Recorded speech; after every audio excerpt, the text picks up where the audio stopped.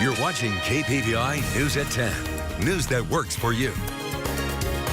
Good evening and thanks for joining us tonight. I'm Deanne Coffin.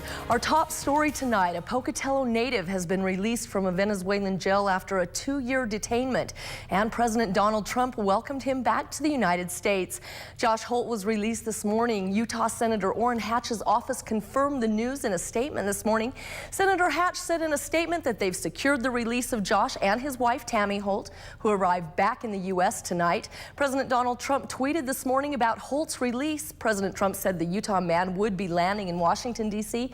at about 7 this evening. We spoke to Josh's uncle here in Pocatello, who tells us that Josh's parents were en route on an airplane to Washington, D.C.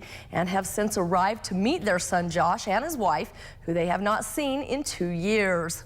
After Holt and his wife, who spent 2 years in prison in Venezuela, headed to the White House to meet President Donald Trump. Tennessee Senator Bob Corker earlier today took a photo with Josh Holt and his wife in Caracas shortly after their release. Holt is a former Mormon missionary from Utah.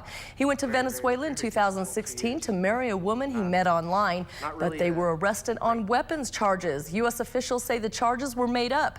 The couple's release today is the result of high-level talks between Venezuelan President Nicolas Maduro and U.S. officials. President Donald Trump called it good news and tweeted he expected to greet Holt at the White House later tonight. The president said the great people of Utah will be very happy.